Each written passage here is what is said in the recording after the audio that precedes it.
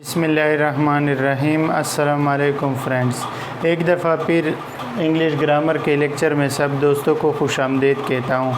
आज हम parts of speech के जो दो रिमेनिंग पार्ट्स ऑफ स्पीच रहते हैं वो हम पढ़ेंगे। टोटल 8 पार्ट्स ऑफ स्पीच है, जिसमें हमने 6 जो पार्ट्स ऑफ स्पीच है इसे पिछले वाले लेक्चरों में कवर किए। आज हम दो जो रिमेनिंग पार्ट्स ऑफ स्पीच है वो पढ़ेंगे। तो नंबर 7 पे जो पार्ट्स ऑफ स्पीच है वो है एडवर्ब।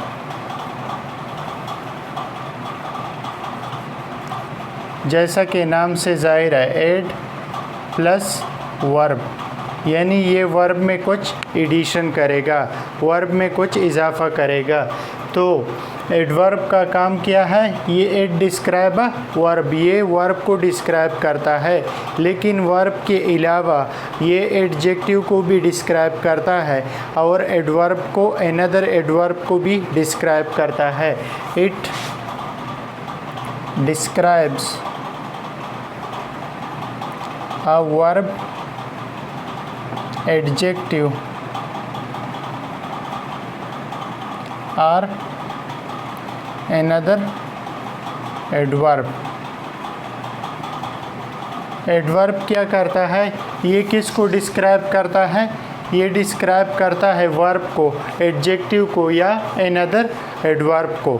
तो एडवर्ब का काम क्या है? ये तो या वर्ब को डिस्क्राइब करेगा या एडजेक्टिव को डिस्क्राइब करेगा या अनदर जो एडवर्ब है उसी को भी डिस्क्राइब करेगा।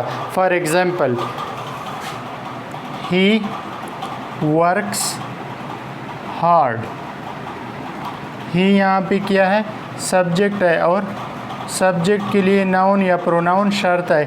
ही प्रोनाउन है, तो वर्क्स क्या है? यहाँ पे वर्ब है। और हार्ड क्या है? ही वर्क्स, वो काम करता है हार्ड, वो सख्त काम करता है। तो हार्ड यहाँ पे किसको डिस्क्राइब कर रहा है? ही हार्ड नहीं है। हार्ड क्या है? वर्क्स को डिस्क्राइब कर रहा है। तो जो वर्ब को डिस्क्राइब करे उसे हम क्या कहते हैं? एडवर्ब। यहाँ हार्ड क्या काम कर रहा है? एडवर्ब का काम एडवर्ब का काम कर रहा है। ही को नहीं डिस्क्राइब कर रहा बल्कि वर्क्स को डिस्क्राइब कर रहा है, तो इसी वजह से इसको हम एडवर्ब कहते हैं। दूसरी एग्जांपल लेते हैं, ही works very hard. He works very hard. Hard को हमने क्या बनाया था फर्स्ट सेंटेंस में? एडवर्ब। वर्ब, ही वर्क्स वेरी हार्ड, वो बहुत सख्त मेहनत करता है। ये क्या है? वर्ब है। और ये क्या है? ई प्रोनाउन है। तो ये वर्ब हो गया, ये एडवर्ब हो गया और ये प्रोनाउन हो गया। He works very hard, he works hard. He तो सख्त काम करता है, लेकिन ही वर्क्स वेरी, वेरी किसको डिस्क्राइब कर रहा है यहाँ पे? यहाँ पे जो वेरी है वो किसको डिस्क्राइब कर रहा है? एडवर्ब को। ही वर्क्स वेरी हार्ड, तो वेरी क्या है? अनदर, ये जो एडवर्ब है दूसरे एडवर्ब को डिस्क्राइब कर रहा है। ही को नहीं डिस्क्राइब कर रहा बल्कि हार्ड को डिस्क्राइब कर रहा है। तो एडवर्ब का काम क्या है? या वर्ब को डिस्क्राइब करे या एडजेक्टिव को या एडवर्ब को। तो यहाँ पे ये एडवर्ब को डिस्क्राइब कर रहा है। इसी तरह एक एग्जांपल लेते हैं जिसमें हम एडजेक्टिव को क्लियर करते हैं कि एडजेक्टिव को किस तरह डिस्क्राइब करता है। For example, he is very intelligent. वो बहुत ज़हीन है। ही यहाँ पे क्या है? प्रोनाउन है और सब्जेक्ट है। यहाँ पे ही इज़ इंटेलिजेंट, वेरी को आप फ़िलहाल निकालें। ही इज़ इंटेलिजेंट, वो ज़हीन है। वो क्या है? ज़हीन है। ही क्या है यहाँ पे? यहाँ ही क्या है? प्रोनाउन है। वेरी क्या है और इंटेलिजेंट क्या है? तो इसमें जो है he is very intelligent, he is intelligent. Intelligent क्या है? यहाँ पे एडजेक्टिव है।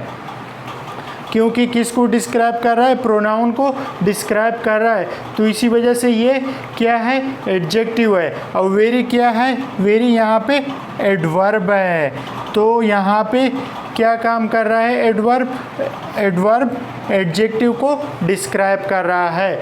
एडवर्ब का काम क्या है, या वर्ब को डिस्क्राइब करेगा, या एडजेक्टिव को डिस्क्राइब करेगा, या अनदर एडवर्ब को डिस्क्राइब करेगा। तो इसमें ही इज़ इंटेलिजेंट, वो ज़हीन है। ही प्रोनाउन है, ही को कौन डिस्क्राइब कर रहा है, ही इंटेलिजेंट है, तो वो एडजेक्टिव हो गया। ही इज़ वेरी इंटेलिजेंट, बहुत ज़हीन है, तो यहाँ पे भी क्या है, एडवर्ब है। तो एडवर्ब किसको डिस्क्राइब कर रहा है, वेरी इंटेलिजेंट। ही वेरी नहीं है, बल्कि इंटेलिजेंट वेरी है, वेरी इंटेलिजेंट को डिस्क्राइब कर रहा है, तो इसी वजह से एडजेक्टिव को एडवर्ब डिस्क्राइब कर रहा है। तो ये हमारा एडवर्ब हो गया। लास्ट जो पार्ट ऑफ स्पीच है इसको हम पढ़ते हैं, वो है इंटरजेक्शन। 8 नंबर पे लास्ट पार्ट ऑफ स्पीच है, that is called interjection. What is interjection? Interjection क्या है, to express sudden feelings and emotion of mind.